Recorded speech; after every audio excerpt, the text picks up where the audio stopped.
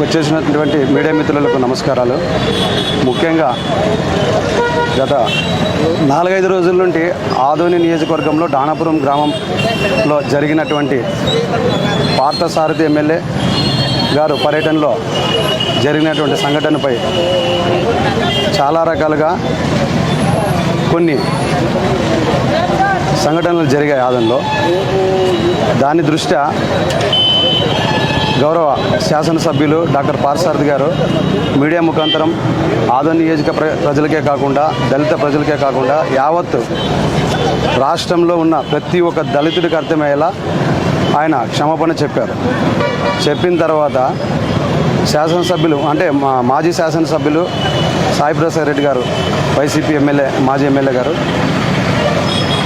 పార్థసారథి గారు కృష్ణమ్మ గారు ఎస్సీ అన్నారని చెప్పేసి మీడియా ముఖాంతరం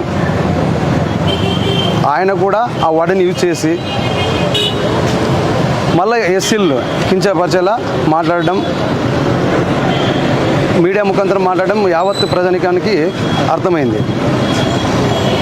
ఆదోని నియోజకవర్గంలో అయితే కొద్ది వరకు ఆ సమస్య మీద అందరికీ క్లారిటీ వచ్చింది. కానీ దాన్ని మళ్ళీ ఈరోజు పార్థసారథి ఎమ్మెల్యే గారి పైన కేసు పెట్టాలనే ఒక చిన్న ఆలోచనతో ఆదోని టూ టౌన్లో కంప్లైంట్ చేయడం జరిగింది. అంటే గత 5 సంవత్సరాలు మీరు చేసింది కక్షపూరిత రాజకీయమే. మళ్ళీ ఈరోజు కూడా కక్షపూరిత రాజకీయం అని క్లుప్తంగా మీకు మీరే ముద్రిక వేసుకున్నారన్నమాట. అంటే ఎక్కడికి వెళ్తుంది? ఒక మాకున్నటువంటి హక్కుల్లో భాగంగా డాక్టర్ పార్థసారథి గారు ఆదోని నియోజకవర్గంలో బీజేపీ ఎన్డీఏ కూటమిలో ఎమ్మెల్యే అయ్యాడు. ఆయన ఎవరు? ఆయన కమ్మనా, ఆయన రెడ్డినా, ఆయన కాపునా, లేకపోతే ఏదైనా బ్రాహ్మణ వర్గానికి చెందినవాడనా? ఆయన కూడా అట్టడుగు కులానికి చెందినవాడే, బీసీ వాల్మీకి. అంటే వాల్మీకులు ఇక్కడ ఎమ్మెల్యే కావడం ఇష్టం లేదా? ఎస్సీలని అన్నారని చెప్పేసి వాల్మీకి అంటే పార్థసారథి వాల్మీకి ఎస్సీలు అన్నారని చెప్పేసి దీన్ని పెద్ద భూతద్దం పెట్టి చూస్తారా? క్షమాపణ చెప్పారండి, క్షమాపణ ఆల్రెడీ చెప్పేశారు. దానికి పరిణామాలు కూడా ఎవరికి ఏం కావాలో వెళ్ళిపోయాయి. మళ్ళీ ఇంకా సమయం ఉంది. ఆ క్షమాపణ సరిపోలేదా? దాన్ని వేరే రూపంగా ప్రణాళిక సిద్ధం చేసుకుంటున్నారు డాక్టర్ పార్థసారథి ఎమ్మెల్యే గారు. ఎస్సీలకు క్షమాపణ చెబితే యావత్తు భారతదేశంలో ఇలా చెప్పాలనే విధంగా ఆయన ప్రణాళిక సిద్ధం చేసుకుంటున్నాడు.